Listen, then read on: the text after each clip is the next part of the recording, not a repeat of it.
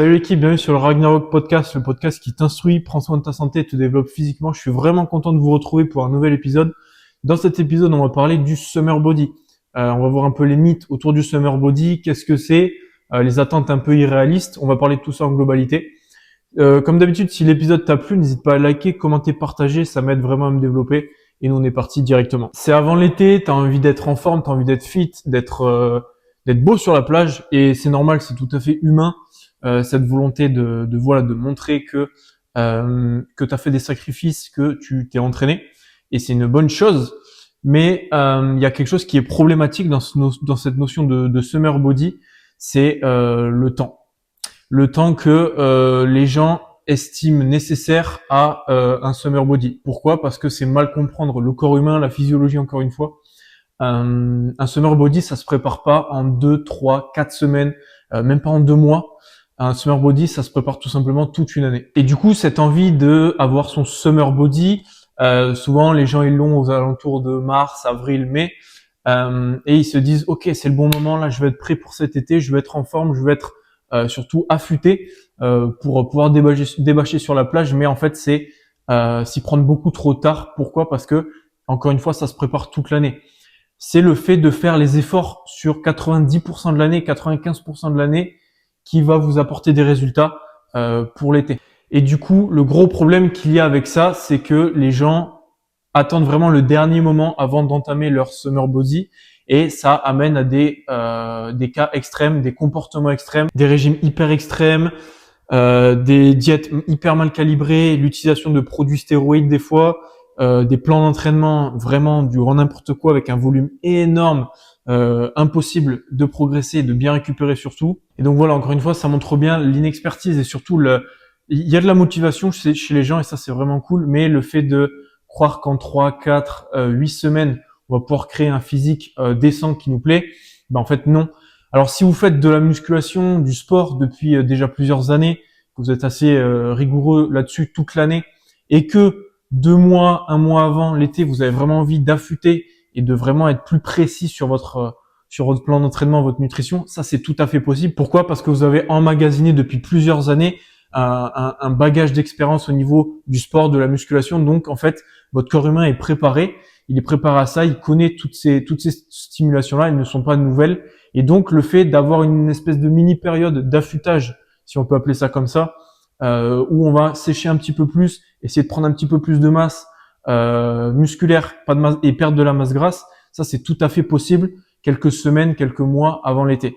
Mais quand on part de zéro, qu'on n'a jamais fait de musculation, jamais fait de sport, et qu'on se dit je veux mon summer body pour dans 1 mois, 2 mois, là c'est complètement irréaliste et ça amène à des comportements dangereux et on n'atteint pas du tout le résultat qu'on veut. Et surtout que une fois que l'été est passé, ben les gens ils oublient complètement ça. On va rentrer progressivement dans la période de l'hiver et les gens ils oublient complètement ça. Ils vont être en pull et du coup ils auront plus cette envie d'avoir un corps beau et esthétique. Alors que ça c'est un objectif qu'on devrait avoir absolument toute l'année. Le summer body c'est un état physique qu'on est censé avoir toute l'année. Arrivé en hiver, on n'est pas censé être se relâcher, être plus gras, etc. Non, le summer body, on l'a toute l'année. Du coup, moi, je vais essayer de vous donner quelques conseils qui vont vous permettre de maximiser vos gains juste avant l'été. Ça fera absolument pas de miracle. C'est absolument faux de dire ça. Il y aura aucun miracle avec ça, mais c'est des conseils des conseils, des stratégies qui vont vous permettre d'optimiser au maximum les gains que vous pourriez avoir. Mais encore une fois, là, on parle de période court terme et tout ce qui est sur le court terme, tenable sur le court terme uniquement et pas sur le long terme, c'est voué à l'échec et c'est inutile. Donc, je vais vous donner quelques conseils pour optimiser cela, surtout si vous faites du sport depuis pas mal de temps. La première, forcément, ça va être de faire du vrai travail de renforcement musculaire, de musculation, 2 à 3 fois par semaine minimum dans la semaine. Ça va vous permettre de créer plus de masse musculaire. Qui dit plus de masse musculaire dit métabolisme amélioré. Qui dit métabolisme amélioré dit perte de masse grasse et construction de masse musculaire. À côté de ça, une stratégie qui peut être bonne à mettre en place, ça va être de commencer à faire peut-être un peu de course à pied en endurance, aux alentours de 45 minutes à 1 heure, mais en y allant progressivement. Ne commencez pas 1 heure directement si ça fait longtemps que vous n'avez pas fait de course à pied. Allez-y progressivement, 20 minutes, puis peut-être semaine prochaine 30 minutes, semaine d'après 40 minutes, etc.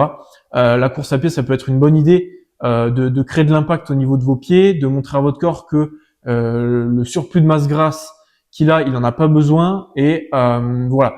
Par contre, si vous faites ça en course à pied, gardez vraiment vos entraînements de musculation, de renforcement à côté, parce que uniquement de la course à pied, ça vous fera perdre peut-être un peu de gras, mais surtout de la masse musculaire. Nous, c'est pas ce qu'on veut avant l'été. Ce qu'on aimerait, c'est maximiser le ratio entre la masse grasse et la masse musculaire avec le plus de masse musculaire possible et le moins de masse grasse possible. Donc, la course à pied en endurance, ça peut être une bonne idée. Ce qui peut être une bonne idée également, c'est d'introduire un peu plus de travail à haute intensité. Le travail de haute intensité cardiovasculaire, c'est du travail qu'on peut faire toute l'année selon nos capacités, nos envies, nos besoins. C'est très individuel. Mais avant l'été, ça peut être une bonne stratégie, surtout si c'est quelque chose que vous avez déjà fait dans le passé. Si le cardio à haute intensité, c'est pas quelque chose que vous avez expérimenté, encore une fois, je vous invite à être accompagné, mais c'est pas forcément le meilleur moment pour s'introduire à cela, surtout de manière vraiment agressive. Mais le cardio à haute intensité, ça va vous permettre de brûler beaucoup plus de calories. Donc dans une période entre guillemets d'affûtage avant l'été, ça peut être une bonne stratégie de miser pas mal là-dessus. Encore une fois, tout en gardant votre travail de renforcement musculaire à côté. Sinon, vous allez capitaliser sur la perte de masse grasse, mais aussi la perte de masse musculaire. Nous, c'est pas ce qu'on veut. On veut garder ce ratio assez équilibré. Forcément, un des conseils qui va être extrêmement important aussi, c'est la nutrition. Juste avant l'été, si vous voulez vraiment maximiser vos chances de perdre du gras, d'être un peu plus affûté et de garder votre masse musculaire, ça va être de jouer sur votre apport protéique en protéines et votre apport calorique. Le but, ça va être d'augmenter votre apport en protéines via la nutrition d'aliments vraiment bruts, poissons, les œufs, la viande, etc., selon vos préférences et vos besoins, ou alors directement de la whey, donc en poudre. Donc le but, ce serait de viser à peu près du 1,6 à 2,4 grammes par kilo de masse maigre. Qu'est-ce que c'est la masse maigre? C'est tout ce qui n'est pas de la masse grasse, donc ça va être vos tissus organiques, vos muscles, vos os, etc., etc. Un petit calcul assez simple pour déterminer tout ça. Ceux qui me suivent sur les réseaux, j'ai fait une vidéo là-dessus, vous devriez vous en souvenir. Imaginons pour une personne de 80 kg qui fait 80 kg et elle sait que son poids de forme, où elle est plutôt pas mal, c'est dans les 73-74 kg. On va dire qu'on va prendre ce poids-là, où c'est son poids de forme, donc on va dire que c'est à peu près son taux de masse maigre. C'est vraiment environ, parce que pour calculer ça, c'est un petit peu plus compliqué, mais c'est une approximation globale qui marche assez bien. Et le but, du coup, ça va être de faire, imaginons on prend 2 grammes, on a envie de prendre 2 grammes de protéines par kilo de masse maigre, on va faire 74 fois 2, ça nous donne 148. On sait que par jour, on va devoir consommer 148 grammes de protéines au maximum dans notre journée. Vous le savez, du coup, d'avoir un apport en protéines élevé, c'est ce qui va vous permettre de maximiser votre maintien musculaire ainsi que la création de votre masse musculaire et de maximiser la perte de masse grasse tout en diminuant au maximum la perte de masse musculaire. Le but également, ça va être de faire, pourquoi pas, quelques petits ajustements au niveau de votre taux calorique de la journée. Donc, par exemple, si d'habitude le matin vous avez pour habitude justement de manger 3 croissants, imaginons, essayez d'en consommer plus que 2 ou alors plus que 1, progressivement, toujours pareil. Si dans vos salades vous avez l'habitude de mettre énormément d'huile d'olive, en mettre beaucoup moins. Si vous avez par exemple l'habitude de mettre 3 cuillères d'huile d'olive, essayez d'en mettre 1 ou 2. Si dans votre café vous avez l'habitude de manger un biscuit, 2 biscuits, 3 biscuits à côté, essayez de réduire le taux de biscuits à côté. Si vous mettez du sucre dans votre café, pareil, essayez d'en mettre un peu moins. C'est ces petites habitudes du quotidien qu'on modifie, pas qu'on supprime, mais où on réduit la quantité et en fait, un petit peu par-ci, un petit peu par-là, un petit peu le matin, un petit peu le midi, un petit peu au goûter, un petit peu le soir, sur la journée, ça donne vraiment une composante assez grosse, mais surtout sur la semaine. Ça donne vraiment un déficit, donc une réduction des calories sur la semaine qui est vraiment conséquent et là il y a vraiment un impact à ce niveau-là. Évidemment, dernier conseil, ça va être d'essayer d'augmenter votre dépense journalière, essayer de marcher un peu plus, faire un petit peu plus de pas, prendre les escaliers quand vous le pouvez au lieu d'un ascenseur par exemple, essayer de prendre le vélo au lieu de la voiture ou alors forcément de marcher, essayer d'être le moins inactif possible parce que sur une journée ça compte énormément. Encore une fois, j'ai déjà dit ça, je l'ai déjà sorti plein de fois, mais si vous faites 1 heure de musculation dans une journée, 1 heure de musculation c'est 4% de votre journée. Les 96 autres % de votre journée, vous avez un impact dessus. Sauf forcément le temps où vous dormez, qui représente à peu près 33%. Donc on enlève les 33% plus les 4%, ça fait qu'on enlève 37%.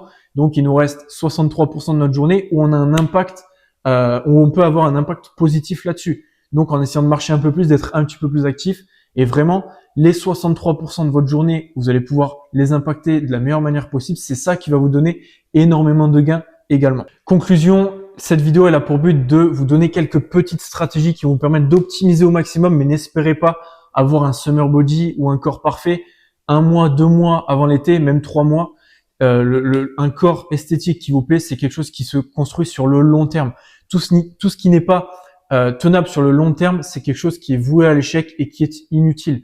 Tout ce qui est court terme, les régimes hyper drastiques, tout ce qui n'est pas tenable, encore une fois, voilà, sur le long terme, c'est inutile et il ne faut surtout pas le garder. C'est du superflu qu'on doit absolument éliminer. Donc voilà, grâce à cette vidéo, tu as bien compris que le summer body que tu vas préparer, c'est pas celui de cette année de 2026, mais c'est celui de 2027 dans une année. Parce que là, tu pourras avoir vraiment de vrais objectifs où tu pourras t'y tenir.